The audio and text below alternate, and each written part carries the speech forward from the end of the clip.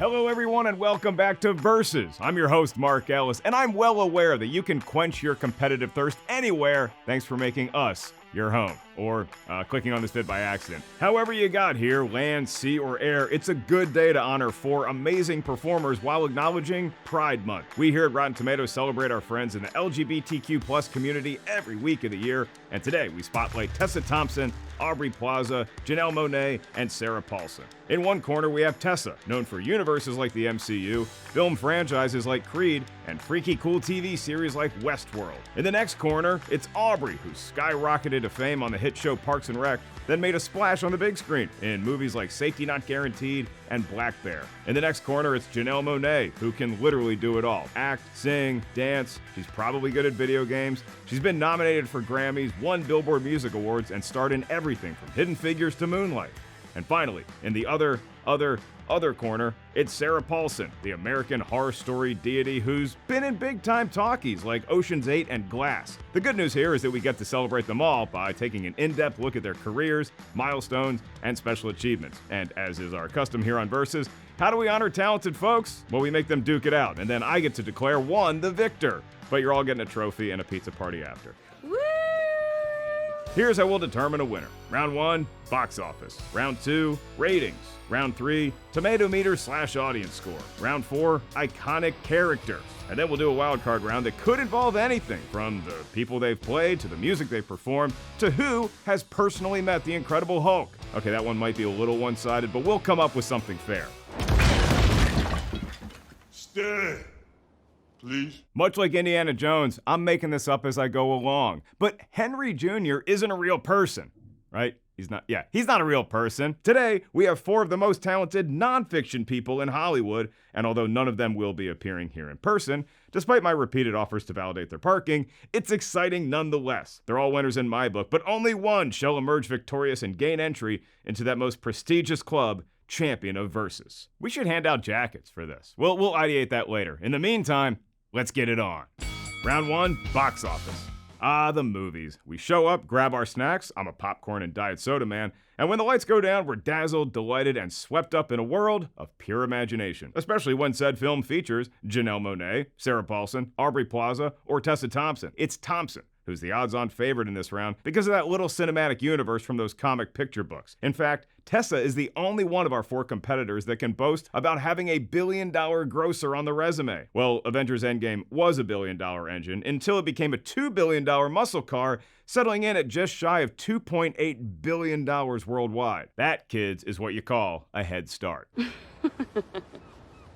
That's funny. But it's not just the MCU that gives Tessa a boost. She also has Men in Black International and Creed 2, both of which hauled in over $200 million each around the globe. The first Creed raked in $173 million, and even the lower budget independent films like Sorry to Bother You and Selma turned a nice profit. All told, Thompson's career total box office is an astonishing $4.46 billion worldwide, with a per-flick average of $446 million. Sure, Avengers and Thor Ragnarok's $850 million do the heavy lifting, but Valkyrie kicks a ton of ass in those movies, and I'd pay to see more. Aubrey Plaza is also part of a giant movie machine. You ever hear of Pixar? Those movies make Scrooge McDuck numbers, and her turn in Monsters University sets the high bar for her multiplex receipts to the tune of 743 million little kid screams. Dollars. Yeah. That's good enough to propel her career earnings to over $1 billion, bolstered by solid comedy profits from Funny People at $71 million, Mike and Dave Need Wedding Dates at $75 million, and her only other film that took in over $100 million, you guessed it, Dirty Grandpa with $105 million.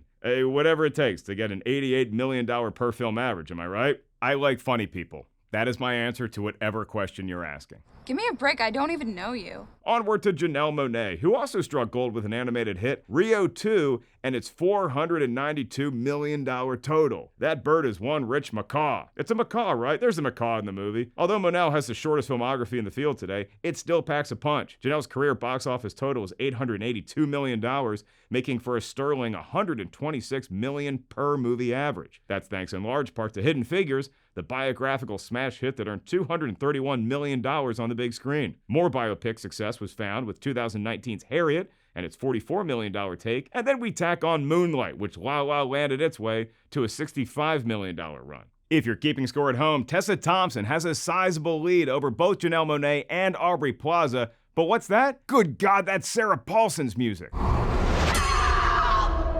escaping! The killer is escaping! Help me! She's been a force at the box office since the turn of the millennium, and it's still 2000's What Women Want that tops the Paulson resume, punching in at $374 million.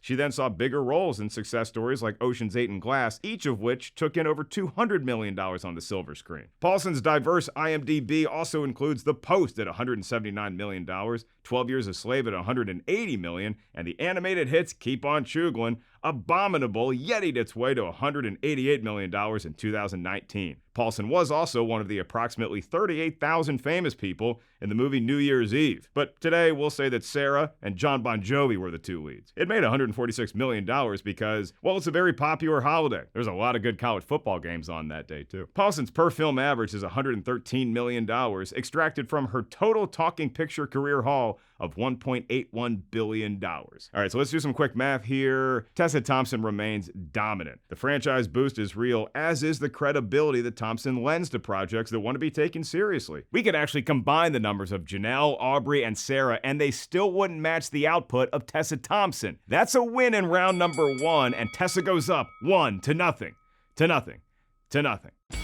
Round 2, ratings.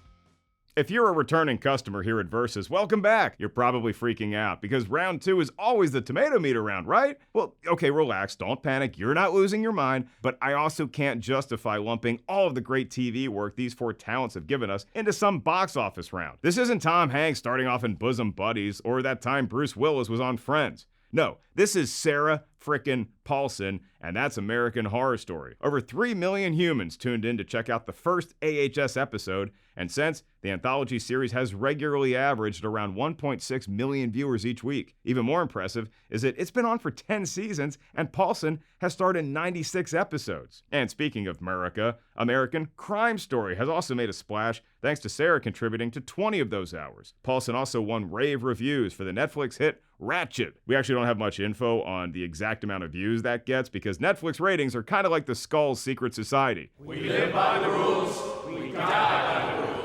We'll just have to believe them when they say 48 million people watched Bird Box. Janelle Monáe has recently had a very successful entry into the smaller, but still like 85 inches big screen. Homecoming has 2 seasons on Amazon Prime, the same streaming service where you can enjoy the comedy special sensation, Dog Stepfather. Ooh, thank you, Jesus. But while Janelle's TV resume may not be as robust as Paulson's just yet, the same cannot be said for Aubrey Plaza or Tessa Thompson. Tessa is a revelation on Westworld, and the hit HBO show that's absolutely bonkers has made good on the promising talent that was Thompson on earlier shows like Veronica Mars and Copper. Hey, remember that movie Legion? Yeah, it's also a show on FX created by Noah Hawley, and it also features Aubrey Plaza. See, I had a point I was getting to. Well received though Legion may be, we'll find out in the next round, 'twas Parks and Rec that got Plaza's star on the rise. The show ran from 2009 to 2015, is constantly the source of hopeful rumors that it will somehow, someway come back, and Aubrey starred in 123 episodes. But if it feels like this could be another overwhelming victory for one competitor, just like round 1, that's because it is. Sarah Paulson has been a force on the cable box since before streaming was the thing. Back then, people were fly fishing in actual streams, while Sarah was enjoying success in shows like American Gothic,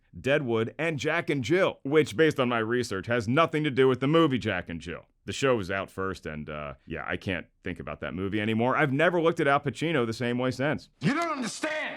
What, I want to understand? You don't understand! Paulson may have heard the footsteps of folks like Aubrey Plaza and Tessa Thompson, but in the end, Mrs. America is just too strong. Oh, that's another show she's on from 2020. The point in round 2 goes to Nurse Ratched. She was just misunderstood. Tessa and Sarah are tied at 1, and Janelle and Aubrey are looking to get on the board as we head to round 3, Tomatometer/audience score. There it is, our old pals, the Tomatometer and the audience score. 2 beloved metrics that act as an aggregate of how a wide swath of the world's finest critics and fans feel about a particular project. Unfortunately for Janelle Monáe, we don't yet have a Tomatometer metric for music, but you gotta think Dirty Computer would be like 96% certified fresh if we did. Thank you for being here. Luckily for Monáe, movies and TV shows do count, and she's got some A-quality work to brag about, kicking off with Moonlight, and it's well-deserved 98% on the Tomatometer. Hidden Figures is also scholarship-worthy at 93%, and Harriet is at 73%. Interestingly enough, Harriet and Moonlight basically flip-flop once we get to the audience score side of the equation. Harriet is the big winner at 97%, Moonlight holds its own at 79%. And even though Monáe has some rotten flicks like Antebellum at 30% and Welcome to Marwen at 34%, overall, Janelle has a fresh average of 60% on the Tomatometer and 64% on the audience score. Up next is Sarah Paulson, who will once again be leaning on her television success to get a lead-taking W in this round. American Horror Story is fresh at 77%. American Crime Story is even better smelling at 84%. And remember when I brought up Mrs. America? Come on. Not the contest. The show starring Sarah Paulson and probably not Steve Harvey? Yeah, it's a positively rosy 96%. Sarah has some big screen winners too, like Mud at 97%, 12 Years a Slave at 95%, and The Post at 88%. More freshness can be found with Abominable at 82%. Serenity, hey, she's in that, is also at 82%. And Bird Box is 64%. Oh, right, she's also in that movie that was apparently watched by 580 million people within the first 3 hours of release. Maybe we'll never know. But sometimes getting lots of work can hamper one's Tomatometer average. I did give her flowers for the box office take of New Year's Eve, which, despite having Jon Bon Jovi in it, only notched 7% on the Tomatometer, which is the lowest film of any competitor in the match today. Dirty Grandpa, congratulations. You're not the worst movie of the bunch. Oh, man, I didn't know that. Paulson is just about even with Janelle Monáe, as Sarah sports a tie-making 60% average on the Tomatometer and 61% with the audience. Okay, Aubrey Plaza, let's rip this Dirty Grandpa Band-Aid off. Yikes, it is at 10%. Play professional lacrosse in Europe, but... Again, not the worst. From there, it's mostly good news for Plaza, as she has Safety Not Guaranteed at 91%, Black Bear at 90%, and Ingrid Goes West at 85%. Props are also in order for Scott Pilgrim vs. the World at 82%, Funny People at the Bill and Ted approved 69%, and Child's Play notching 64%. Well done, Chuck. Yay! For some odd reason, the audience score isn't quite as kind to Plaza. Scott Pilgrim is the breadwinner here, but only at 84%. Movies like Child's Play and Funny People fall into rottenness on this side of the tracks. But don't worry, Dirty Grandpa makes a rousing comeback and is all the way up to 44%. Well done, you filthy, wrinkly bastard. $105 million. You looking for some extra credit? Plaza's average remains competitive, as Aubrey has the high mark for the Tomatometer so far at 62% and the low number with the audience at 52%. Finally, we have Tessa Thompson entering the arena, and with Tessa comes a whole lot of MCU lumber. Avengers Endgame is at 94%, Thor Ragnarok is 93%, and those flicks aren't even in Thompson's top 3 according to the Tomatometer. Selma is 99% fresh, Little Woods is 95%, and Creed is also at 95%. These are Ivy League quality marks we're getting here. Where's Creed 2, you ask? Well, the greatest movie of all time is at 83%, tying it with the other greatest movie of all time, Return of the Jedi. See? B- grades are all you need.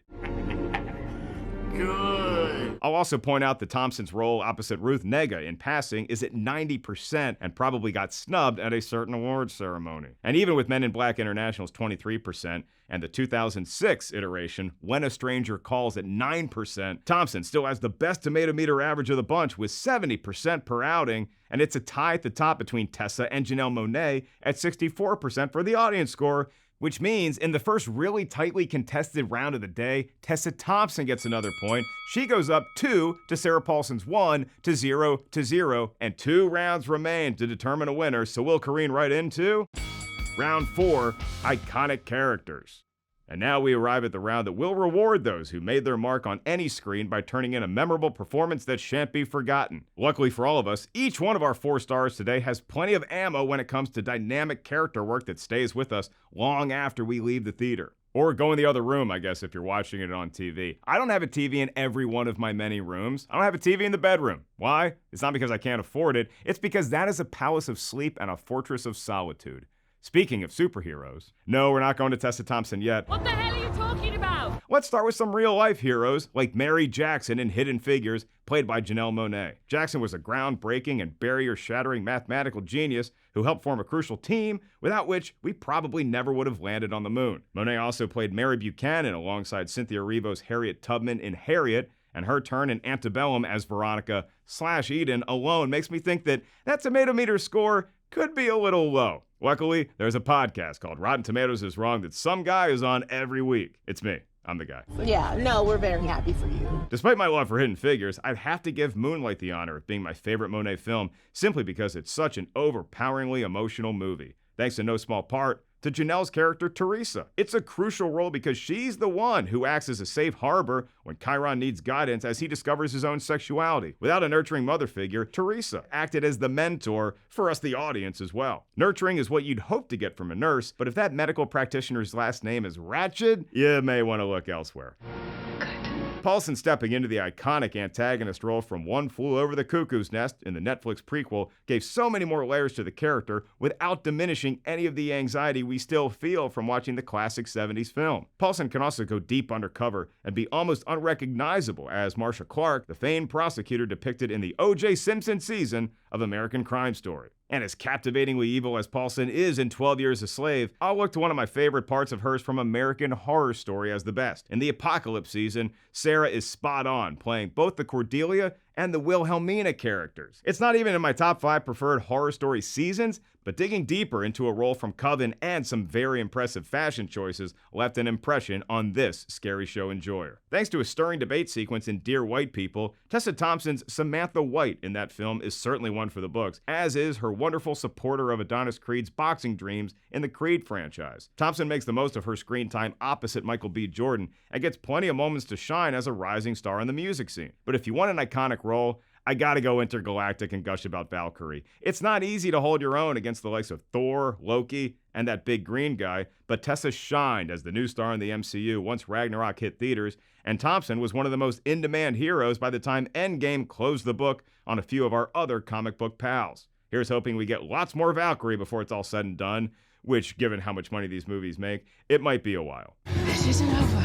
And finally, we turn to Aubrey Plaza, whose resume is much more packed than it might appear for someone who struck gold at age 25, booking the role of April on Parks and Rec. Since we just did a Versus featuring all the Olsen sisters, I'm very high on Ingrid Goes West. As the title character, Plaza demonstrates a wealth of range on her way out to Cali to hopefully be BFFs with Elizabeth Olsen. Did Elizabeth defeat the Olsen twins in that episode of Versus? I'm not going to tell you here. You got to watch the episode. And I'm also not 100% sure if I remember who won or even if I made the right call. We do this for fun. Yay! I had a blast watching Aubrey in The To-Do List, a coming-of-age comedy that felt like a slightly less sophomoric version of American Pie. But I loved Safety Not Guaranteed, and she's so believable as Darius, who might be falling for Mark Duplass's Kenneth just in the nick of time. Wink, wink. As iconic as so many characters from these 4 talents are, I keep finding myself drawn back to the unique comedy timing of Aubrey Plaza. Tessa Thompson certainly has the marquee name roles, Sarah Paulson is stunningly transformative in the horror stories from the United States, and Janelle Monáe can be both full of emotion and a rock for someone else at the same time. But Plaza's early days training on UCB stages continue to pay off in the form of iconic roles that move from quirky innocent to deliciously devious, much to Scott Pilgrim's chagrin. So, what can I get you? So in what might be an upset pick, I'm going Aubrey Plaza in this round. She gets on the board, and there's one round left to get a point, called the wild card round. Take the fork. Hungry as I may be when I authored this video essay, the moniker for this round does not relate to the popular dining instrument. Rather, it's a quote I borrowed from baseball legend and funny talk king Yogi Berra. Berra said, "When you come to a fork in the road, take the fork." For our superstars today, I imagine the fork in the road would be between the streets of movies and television, so what else you got? Or perhaps, what's the most interesting off-the-beaten-path project each of our competitors has taken on? Yes, I get to take lots of liberty with the wildcard round, but given the careers forged by this quartet so far, We're gonna need a Golden Corral-sized fork to get it all in. Or better yet, a Ponderosa Steakhouse fork, because that is the establishment where Janelle Monáe got her very first job. After clocking out of the restaurant biz for the last shift, it's been up, and away, not just in the world of acting, but also music. That might be the best utensil in the proverbial kitchen that is Monáe's work, and this metaphor is getting away from me. So I'll just mention that her musical abilities are so impressive, they've caught the ears of legends like Prince, and Monáe has been nominated for a Grammy multiple times. Janelle also won the Billboard Music Award for Rising Star in 2013 and the Trailblazer Award in 2018. The Arch Android, Some Nights, and Dirty Computer have all been hailed as seminal records of the last 15 years. Aubrey Plaza's fork might just be her unique personality itself. In fact, she landed the April role on Parks and Rec in large part because she left such a lasting impression after meeting with co-creator Michael Schur. According to Schur, Aubrey came over to my office and made me feel really uncomfortable for like an hour, and immediately I wanted to put her in the show. So you see, kids, don't try to fit in when you're at an audition. Stand out. For Aubrey Plaza, that means just keep being you because it is working. I hate people. Sarah Paulson's road has been largely intertwined in the last decade with Ryan Murphy, the showrunner for American Horror and Crime Stories. That sounds like one show, but if you've been paying attention, you know it's two different programs and I'm just lazy. In Paulson's words, she referred to their relationship as the creative marriage of my life. Murphy will have an idea and bring it to Sarah first, even before Ryan would talk it over with his own husband. And it's a testament to her ability to disappear into a role that she's been a recurring character in the Murphy anthologies. Sometimes we recognize her, many times we don't, but it's always a performance worth remembering. Tessa Thompson has proven to be a performer worthy of great acclaim and stupendous box office, and those two compliments don't always go hand in hand. Generally, you're either making huge movies or getting rave reviews, but she manages to pull off both at the same time. So as we look forward to more big-time popcorn stuffers like Creed 3 and Thor: Love and Thunder, don't forget the lessons we just learned with Passing. Tessa Thompson is a threat to earn a nomination every time she's on a mark. Tessa got her start in the Los Angeles theater circuit, and ever since has been a big advocate that the left coast can more than hold its own against the East and the Broadway lights. Again, these are for the top stars working in Hollywood today, but in a round that rewards bold life decisions and new career ventures, I gotta go with Janelle Monáe for being able to do it all on the lighted stage. Act, sing, dance. Monáe is an all-around performer who can be funny and lighthearted, then deeply introspective, sometimes in the same scene or song. Janelle Monáe takes the wild card, and our final score is 2-1-1-1, which means everyone got on the board, and Tessa Thompson is the winner in a very well-played versus matchup today. No, I didn't win. But at least I didn't make any new friendships. But it was really hard not to lean towards Janelle Monáe, as I'm a big fan of Ponderosa Steakhouse and Foot Locker, where she also worked before getting her start, because it'd be really weird if she worked at Foot Locker after she became a big star. And Sarah Paulson has given us hours and hours of binge-worthy content, and Aubrey Plaza studied at UCB, where I, too, have a little too much fun occasionally. So I'm a fan of all four. None of them are hidden figures anymore. They're front and center on this episode of Versus. Tessa Thompson is your winner, and I'm really happy I didn't upset Thor or Adonis Creed by picking someone else. That's all for this edition of the show. Hit me up with your take on social media at Mark Ellis Live, and keep it right here at Rotten Tomatoes for all the latest and greatest in the world of movies, TV, and more. I'm Mark Ellis, and I will never be a dirty grandpa.